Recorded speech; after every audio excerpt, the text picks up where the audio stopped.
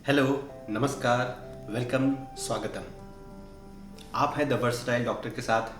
मेरा नाम है डॉक्टर अभिनव अतुल। सबसे पहले तो मैं आप सभी दर्शकों से, मेरे सपोर्टर्स से, मेरे फॉलोअर्स से माफ़ी चाहता हूं कि मैं इतने लंबे अंतराल तक इस चैनल को समय नहीं दे पाया। बहुत ही लंबे अंतराल के बाद मैं आज आपके सामने हाजिर हुआ हूं। मेरी पूरी कोशिश यही रहेगी कि इसके बाद कभी भी मेरे वीडियोस अपलोड करने में इतनी देर ना हो। हाल ही में मुझे ये खबर मिली कि मेरे बचपन के दोस्त अविनाश सिद्धार्थ की असमय मृत्यु हो गई। स्कूल के दिनों में तो हम लोग एक साथ खेला करते थे, एक साथ पढ़ते थे, लेकिन आगे की पढ़ाई के दौरान और आगे की जिंदगी के दौरान हम दोनों अलग अलग शहरों में रहने लगे। जमीनी फासला तो बहुत था, लेकिन दिलों में कभी भी दूरी नहीं आई। मगर अब वो मुझसे, हमारे दोस्तों से और अपने परिवार से बहुत दूर जा चुका है। Avinash, I miss you, I always remember you. खैर, मेरे पिछले वीडियो में मैंने सैमसंग गैलेक्सी M30 की अनबॉक्सिंग की थी। बहुत कोशिशों के बाद भी वो फ़ोन ऑन नहीं हुआ और टेक सपोर्ट से बात करने के बाद पता चला कि ये हैंडसेट फॉल्टी था। तो आखिरकार मुझे वो सेट रिटर्न करना पड़ा। हालांकि उसके रिप्लेसमेंट में मुझे मोबाइल फ़ोन एक हफ्ते के अंदर ही मिल गया और फ़ोन मेरे हाथ में आते ही मैंने उसको इस्तेमाल करना शुरू किया। फर्स्ट इंप्रेशंस देखते हैं। सबसे पहली और सबसे ज़रूरी बात, ये सैमसंग गैलेक्सी M30 कोई फ्लैगशिप फ़ोन नहीं है। तो इसके जो एक्सपेक्टेशंस हैं, इसके जो स्पेसिफिकेशंस हैं, इसके प्राइस रेंज के हिसाब से ही हैं, ना ज़्यादा ना कम। ये फ़ोन 4GB रैम और 64GB इंटरनल मेमोरी के साथ आया है। इसका high end variant 6GB RAM और 128GB इंटरनल मेमोरी के साथ आता है। और इसके सबसे बड़ी खासियत, इसका डेडिकेटेड मेमोरी कार्ड स्लॉट यानी माइक्रो SD स्लॉट, जिससे आप 1 TB तक इसकी मेमोरी एक्सटर्नल कार्ड से एक्सपैंड कर सकते हैं। ये अपने आप में ही कई कंज्यूमर्स के लिए सबसे बड़ी USP इस फ़ोन की है। इस हार्डवेयर को चलाने के लिए Exynos 7904 की चिपसेट है, 14 नैनोमीटर वाली, जिसको Qualcomm Snapdragon 636 के साथ इक्विवेलेंट माना जा सकता है। फिर भी इन स्पेसिफिकेशंस के साथ इस फ़ोन की परफॉर्मेंस, इसका बूट अप टाइम और ओवरऑल इंटरफेस बहुत ही स्मूथ और रेस्पॉन्सिव है। माली G71 का GPU ग्राफिक्स और मॉडरेट गेमिंग को बहुत अच्छे से हैंडल करता है। आउट ऑफ द पैक इस फोन में Android 8.1 ओरियो प्री इंस्टॉल्ड आया था, लेकिन ऑन करने के कुछ घंटे के अंदर ही इसमें सॉफ्टवेयर अपडेट का एक नोटिफिकेशन आया, जिसके बाद Android Pie यानी 9.0 इसमें अपडेट हो गया।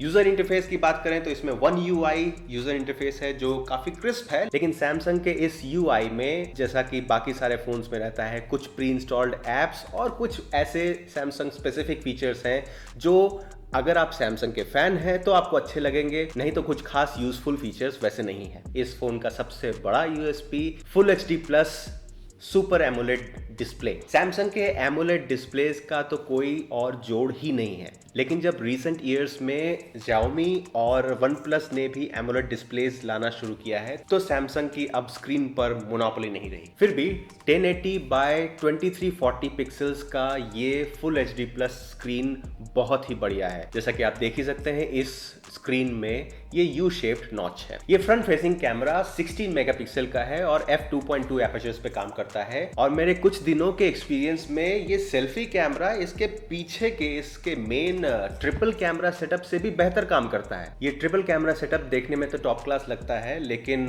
13 मेगापिक्सल का f1.9 face detection auto focus main camera और उसके साथ 5 मेगापिक्सल के डेप्थ सेंसर और 5 मेगापिक्सल का अल्ट्रा वाइड लेंस इस ट्रिपल कैमरा सेटअप में है, लेकिन इसकी जो इमेज क्वालिटी है उतनी ज़्यादा बढ़िया नहीं है जितने कि हम 3 लेंसेज के साथ कैमरा में एक्सपेक्ट कर सकते हैं। ड्यूअल कैमरा तो बहुत ही कॉमन हो गया है, जो सैमसंग गैलेक्सी M सीरीज़ के M10 और M20 में देखने को मिलता है। इसके अल्ट्रा वाइड लेंस से जो फोटोज़ आए हैं उसके डिस्टॉर्शन से, इमेज डिस्टॉर्शन से मैं बिल्कुल भी खुश नहीं हूँ। हालांकि नॉर्मल लाइट कंडीशंस में, डे टाइम्स में इसके फोटोज़ बहुत ही अच्छे आते हैं HDR के साथ।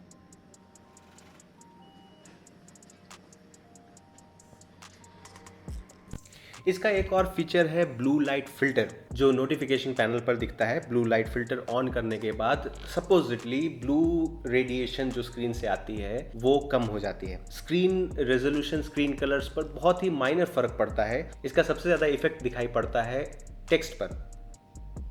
जनरल एक्सपीरियंस में ऐसा लग रहा है कि ब्लू लाइट फिल्टर ऑन कर देने से जो वाइटनेस है, जो स्क्रीन की जो वाइटनेस है, वो थोड़ी सी येलोइश हो जाती है, जो यहाँ पर दिख रही है। इसके बाद बात करते हैं साउंड की। तो एक बॉटम फायरिंग स्पीकर हमें यहाँ मिलता है जिसकी आवाज़ क्वाइट डिसेंट है। 3.5 mm का हेडफोन जैक है और डॉल्बी एटमॉस साउंड सपोर्ट है जो कि हेडफोन मोड्स में काम करता है। हालांकि हेडफोन में डॉल्बी एटमॉस सपोर्ट देने का मतलब है कि आपका साउंड एक्सपीरियंस उतना ही बढ़िया होगा जितना बढ़िया आपका हेडफोन है। अगर आप Dolby Atmos surround sound experience करना चाहते हैं तो आपको बढ़िया क्वालिटी का हेडफोन भी चाहिए होगा। इसके स्पीकर का ऑडियो आउटपुट काफी बढ़िया है और डिसेंटली लाउड है। Streaming television is on the rise. We are apparently spoiled for choice, but that is not the case. And many details are revealed over the length of 8 episodes, ranging from predictable cliches to downright jaw-droppingly unexpected. Mining of cobalt is a major plot device in this story. Sound comparison एक बार फिर से करें।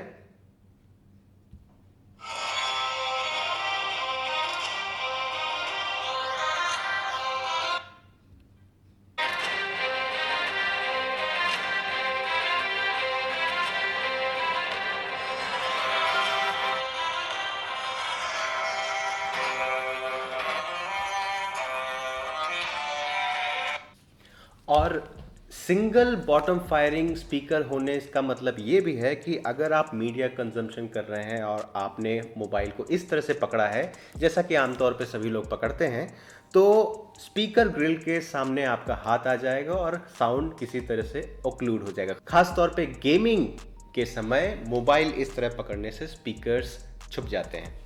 Gaming की बात करें तो 6.4 inches के AMOLED screen एक इमर्सिव एक्सपीरियंस देती है।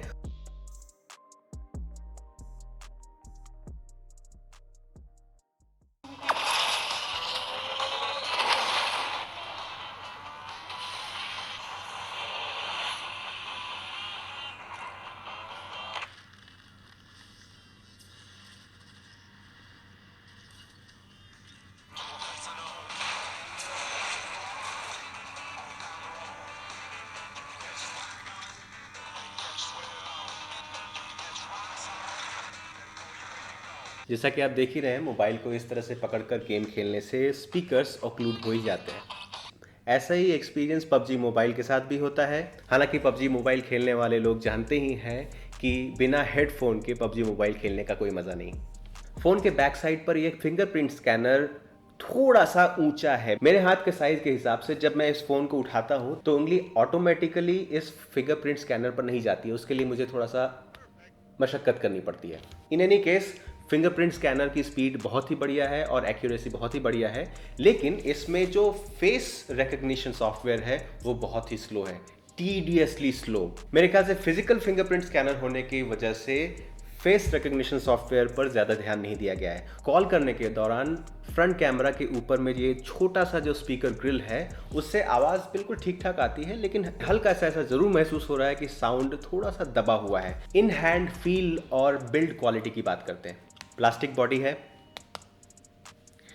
सुपर्ब स्क्रीन होने के बावजूद ये गोरिल्ला ग्लास नहीं है, इसीलिए स्क्रैचेस पड़ने की भी संभावना इसमें ज़्यादा है। वन हैंड ऑपरेशन में ये बहुत ज़्यादा भारी भी नहीं और मोर और लेस डिसेंटली स्टाइलिश लगता है। लेकिन ये ग्रेडेशन कलर स्कीम वाली बात मुझे हजम नहीं हुई। ये नीचे की तरफ ब्लैक है और ऊपर की तरफ ग्रे है। इसका दूसरा वेरिएंट जो आता है नीचे की तरफ ब्लू और ऊपर की तरफ लाइट ब्लू है, लेकिन जब इसको होल्ड करेंगे फ़ोन करने के लिए तो बाहर से तो सिर्फ ग्रे ही दिखेगा। लेकिन नो डाउट सामने की तरफ से इस फ़ोन का लुक्स और फील एकदम प्रीमियम है, पीछे एवरेज। फिजिकल बटन्स जो हैं, पावर बटन और वॉल्यूम रॉकर्स एज यूजुअल काम करते हैं।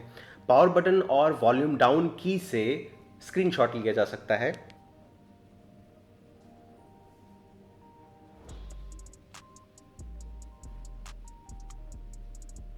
नेविगेशन बटन्स ऑन रहने से होम की, बैक की और ओपन एप्स का जो बटन है वो फिजिकली हमेशा ऑन रहता है, जिसको इस्तेमाल कर सकते हैं। As an average user phone से आपको क्या उम्मीद है? इसकी बैटरी आपके होल वर्किंग डे तक चलनी चाहिए। जो बिल्कुल चलती है। सुबह अगर आप अपने मोबाइल को चार्ज करके निकलते हैं तो फुल डे आपको किसी भी तरह की कोई टेंशन करने की जरूरत नहीं है, कोई भी ऐप्स, कोई भी फंक्शंस आपको ऑफ करने की जरूरत नहीं है। At the end of the day रात को 10 बजे भी अगर आप अपने ऑफिस से घर लौटे तो आपका मोबाइल आपका साथ नहीं छोड़ेगा। लेकिन ये सिर्फ एवरेज यूज पर है। अगर इसमें आप जियो सिम लगाते हैं और दूसरे डिवाइसेस चलाने के लिए इसको वाईफाई हॉटस्पॉट को ऑन करते हैं तो ये 5000 mAh की बैटरी जल्दी ही खत्म हो जाएगी। और उसी तरह अगर आप कंटिन्यूसली इसमें कोई गेम खेलते हैं तो फुल डे यूजेज भी आपको शायद कम मिले। डिसअपॉइंटिंग बात यह है कि इसका जो 15 वॉट्स का फास्ट चार्जिंग है वो एक्चुअली बैटरी को चार्ज करने में बहुत ज़्यादा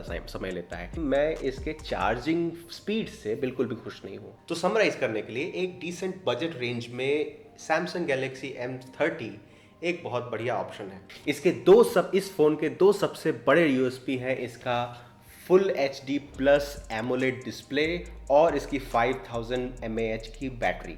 इसका camera performance triple camera setup के लिए सब पार है, थोड़ा सा कम है, थोड़ा सा एवरेज से कम है, लेकिन सेल्फी कैमरा काफ़ी बढ़िया है। ऐसा लगता है कि सैमसंग ने भी ये M सीरीज सेल्फी सेंट्रिक लोगों के लिए ही डिज़ाइन की है। गोरिल्ला ग्लास नहीं है, IPS रेटिंग नहीं है, इसलिए इस मोबाइल को डेलिकेट ही कहना चाहिए और डेलिकेटली ही हैंडल करना चाहिए। सबसे पहले इसमें एक स्क्रीन प्रोटेक्टर और एक बैक कवर लगाने की ज़रूरत है, नहीं तो इस मोबाइल का कभी भी एक्सीडेंट हो सकता है। और प्लास्टिक बॉडी होने के कारण हाथ में बिल्कुल सही तरीके से बैठता है, बिल्कुल भी स्लिप नहीं करता है। बैटरी लाइफ डिसेंट है। फ्रंट कैमरा बहुत अच्छा होने के बावजूद फेस रिकॉग्निशन और फेस लॉक फीचर अच्छा नहीं है, बहुत ही स्लो है। फिंगरप्रिंट रीडर एडिक्वेटली फास्ट है, लेकिन फिंगरप्रिंट रीडर की जो पोजीशन है वो आपके हाथ के साइज के ऊपर डिपेंड करती है।